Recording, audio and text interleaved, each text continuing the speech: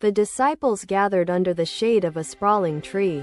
Their faces reflected restlessness, burdened by life's relentless demands. The Buddha, serene, observed their unease with gentle compassion.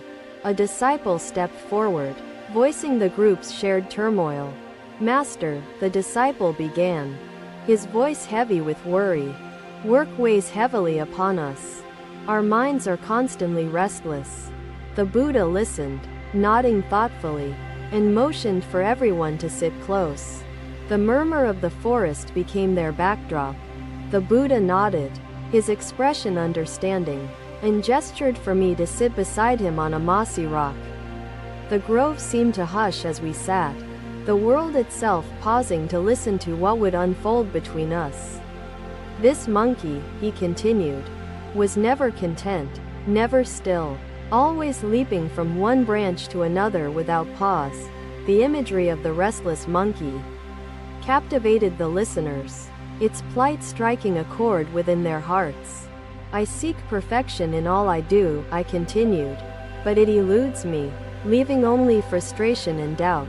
The Buddha listened intently, his gaze steady, and when I paused, he reached for a small, cracked clay bowl. "The more the monkey sought satisfaction," the Buddha said, "the more agitated and exhausted it became." Finding no peace, a young disciple, eager to learn, raised his hand. "Master, what can we learn from this restless monkey?" he asked earnestly. The Buddha smiled softly, his gaze warm with understanding. I nodded, unsure where he was leading, but willing to follow the thread of his words to its source. "Would you say its purpose is diminished because of these cracks?" the Buddha asked, his eyes searching my face. "When we allow ourselves to be carried by the winds of worry," the Buddha said, "our inner stillness eludes us." He paused, letting the weight of his words settle over the group, the air thick with contemplation. A disciple, troubled, sought clarity. "Master," he asked, "how can we calm our inner monkey and find the stillness we seek?" The Buddha's expression remained serene as he answered, "And yet, if this bowl were to break tomorrow, what would you do?" he asked, his tone both kind and probing. "I suppose I would find another bowl," one replied, my brow furrowing as the simplicity of the answer struck me. "Indeed," the Buddha said, setting the bowl down gently. "So why, then, do you cling to perfection in yourself?" His question hung in the air, a note of clarity that resonated through the tangled thoughts crowding my mind. The Buddha glanced around, reading the expressions of his followers, and deepened his teaching. "The breath," he explained, "is a refuge where the restless monkey may finally rest."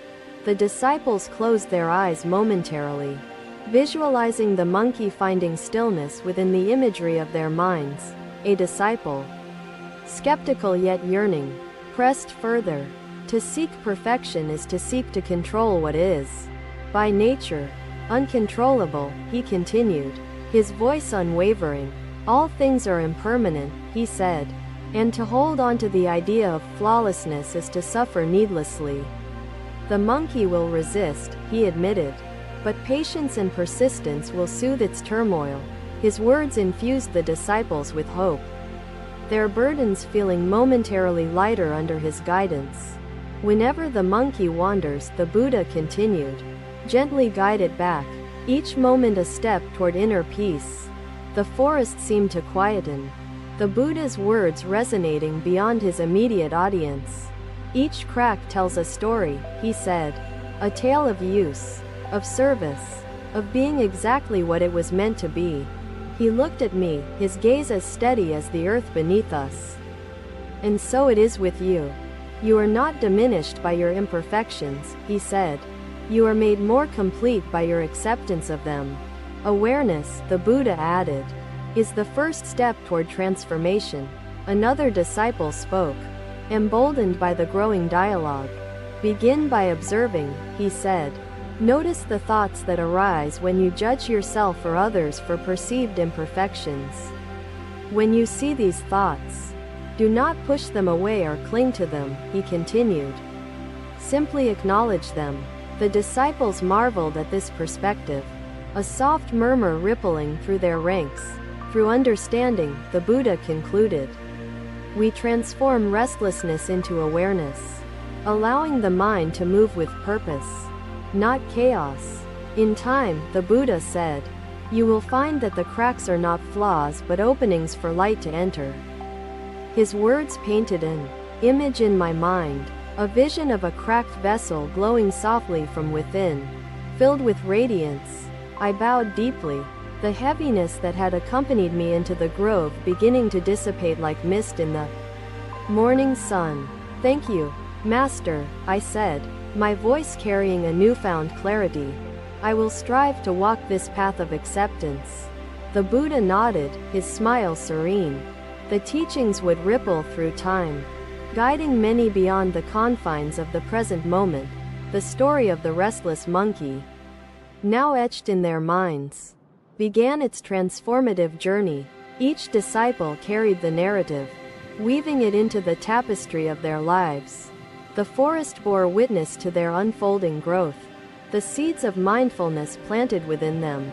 Their journey had only just begun, the first steps toward mastering life's trials taken with reverence and courage. The Buddha's voice continued to echo, even in his silence, guiding those who sought his wisdom. The restless monkey found its home within stillness, a timeless lesson for the ages. Another day, the disciples gathered again beneath the shade of the Bodhi tree. Their faces reflected tensions from workplace disputes. The Buddha observed their unease with deep compassion, his calm presence a beacon amidst their chaos. A disciple spoke first, his voice tinged with frustration. Master, he said, we struggle with others at work. Conflicts drain us. The Buddha listened intently, his serene gaze inviting the disciple to share further without hesitation or fear of judgment. Master, another disciple added, the expectations are endless. We compete, argue, and often lose sight of harmony. What can we do? The Buddha nodded slowly, acknowledging their struggles with a wisdom that seemed to pierce through time itself. There was once, the Buddha began, a farmer who carried a pot of water along a rocky and uneven path. The disciples fell silent, drawn into the imagery of the tale, eager to uncover its meaning. The pot, the Buddha continued, was full to its brim. Yet the farmer arrived home with not a single drop spilled. The disciples exchanged puzzled glances, the significance of the story eluding them for the moment. The Buddha's voice remained steady as he spoke again. The path was challenging, the obstacles many, yet the farmer walked with focus and balance, he explained. A disciple leaned forward, his curiosity evident. Master, he asked, how did the farmer achieve such a remarkable feat amidst the difficulties of the journey? The Buddha's gaze softened as he replied. The farmer's gaze remained fixed forward, unwavering, focused on reaching home despite the rocky terrain. The disciples began to grasp the lesson, their eyes reflecting the beginnings of understanding. The Buddha continued, like the farmer, you must hold your purpose steady amidst work conflicts and challenges, without spilling your peace. Another disciple, skeptical but seeking guidance, raised his concern. Master, he said, what if others provoke us? Their words disturb our focus and ignite our anger. The Buddha acknowledged the question with a knowing smile. The farmer, too, encountered stumbling stones, the Buddha replied. Yet he chose not to resent them.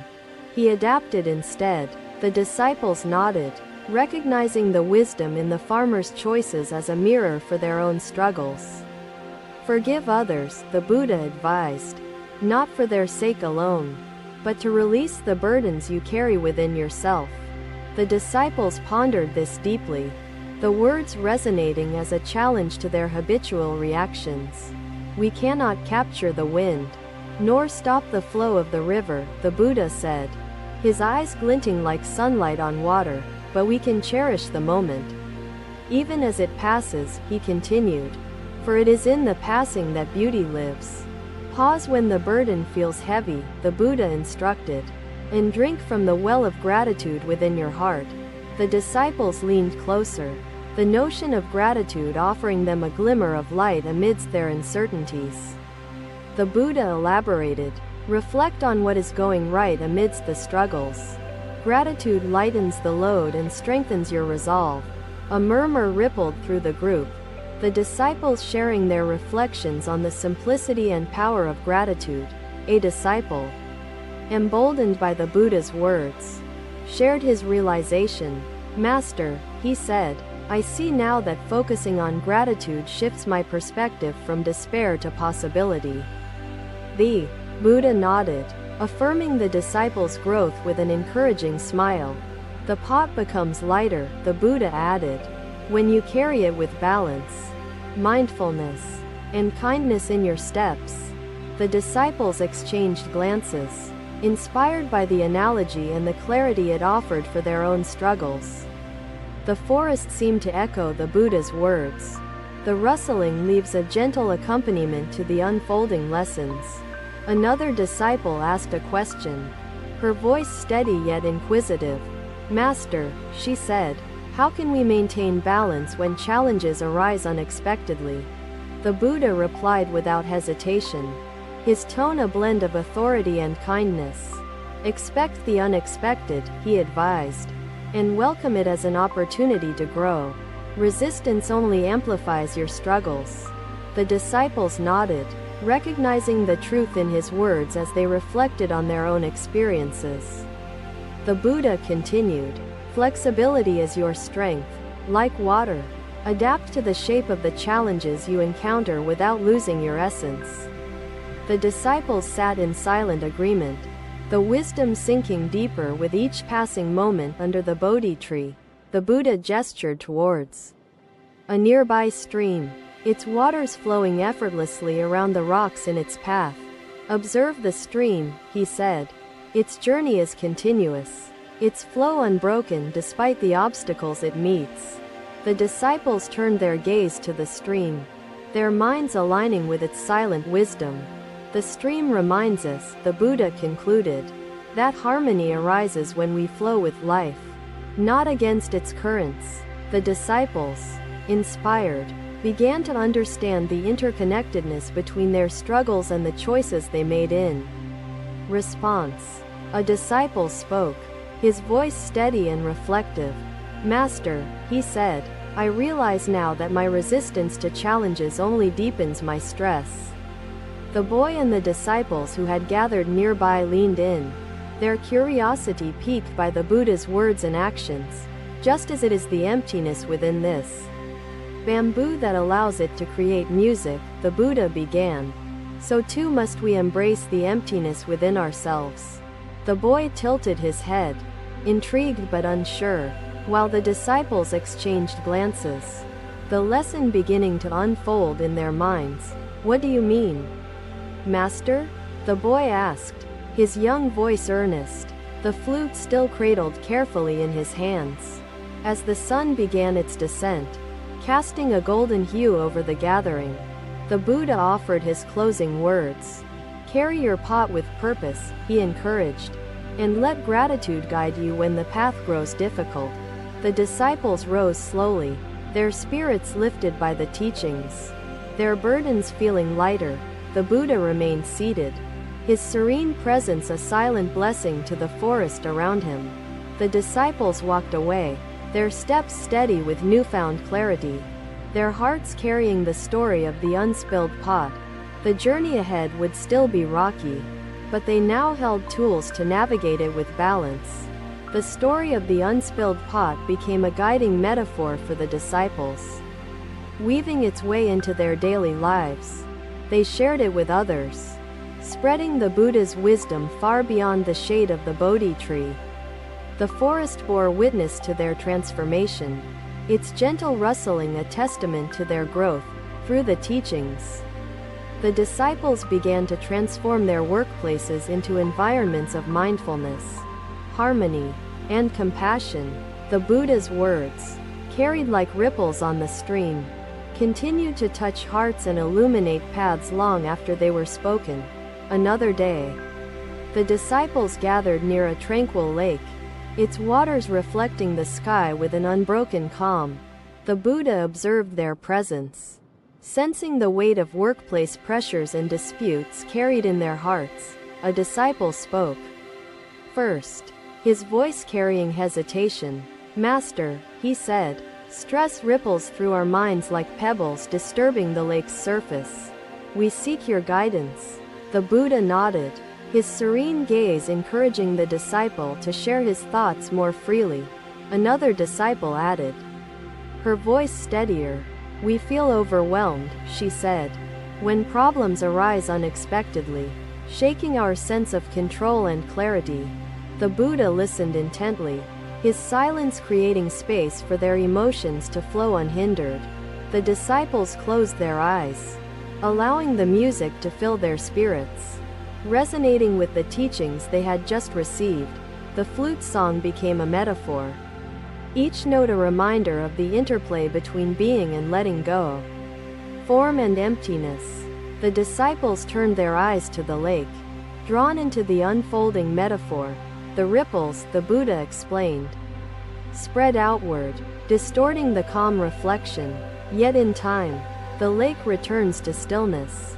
The disciples reflected, their minds aligning with the imagery, their understanding slowly deepening with each spoken word. A disciple asked, his tone anxious yet curious, "Master," he said, "how can we return to stillness when stress shakes us again and again?" The Buddha's gaze softened, his tone steady and soothing. "Do not thrash in frustration," he advised, "for thrashing disturbs the waters further." The Buddha paused, allowing the weight of his words to settle over the disciples like the morning dew. "Create stillness within," the Buddha instructed, "through awareness and acceptance, letting the ripples subside naturally over time." The disciples sat in silence, absorbing the wisdom, their hearts lighter for a moment. A young disciple, seeking clarity, asked a question. "Master," he said, "how can we practice acceptance when problems feel overwhelming and our minds resist peace?" The Buddha smiled gently, his response flowing with simplicity yet profound depth. "Acceptance begins," the Buddha explained, "with acknowledging the presence of the problem without clinging to the frustration it may cause. Teach others to see their suffering not as punishment, but as the opportunity for transformation it presents," Buddha said. Another day. Buddha sat in quiet meditation, watching his disciples carry his teachings into the world beyond the grove. "Master," he said, "I see now that resisting the ripples only amplifies their effect on my mind." The Buddha affirmed, the disciples' realization with an encouraging nod.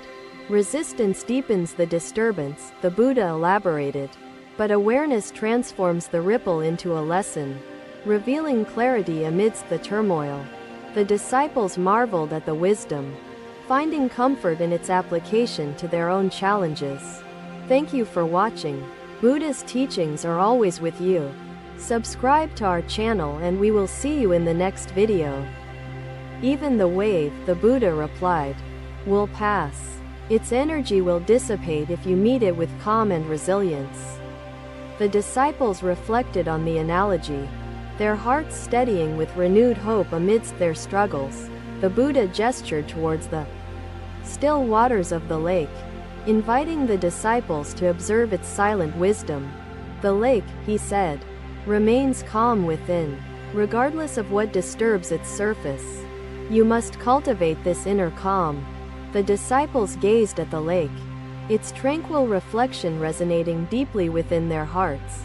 A disciple shared his realization, his voice steady with newfound confidence. "Master," he said, "I understand now that inner calm arises when I embrace the present moment fully." The Buddha acknowledged the disciples' growth with a warm smile. Music and laughter mingled with the roar of celebration. "I struggled amidst the noise, seeking stillness for meditation." Another disciple asked a question. her tone curious yet introspective. "Master," she said, "how can mindfulness be maintained when the demands around us are relentless and noisy?" The Buddha replied without hesitation, his tone unwavering yet kind. "The noise may surround you," the Buddha explained, "but it need not enter you. Your sanctuary is within, untouched by external chaos." The disciples nodded, their minds lighting with the profound truth, their hearts steadied by the Buddha's wisdom. The Buddha continued, "By observing noise without attachment, you create space for solutions to emerge, much like the moon appearing in calm waters. Their movement reflects harmony, not resistance." "Yes, Master," I replied, observing their fluid rhythm. "Clarity," he said, "is like the sky reflected in water. A vision revealed when the waters are still." The disciples sat in silence, the profound beauty of the metaphor enriching their understanding. "The branches sway, but the roots remain unmoving." "Yes, Master." The disciples rose slowly, their spirits lifted, their minds calmer and their hearts steadier. The Buddha remained by the lake, his serene presence a silent blessing to the disciples as they walked away. "Let your awareness sway with life's noise while your core holds firm. Resistance breeds struggle," he added. The Buddha's teachings, rippling like echoes through time, continue to touch hearts and illuminate paths long after they were spoken. Thank you for watching. Buddha's teachings are always with you. Subscribe to our channel and we will see you in the next video.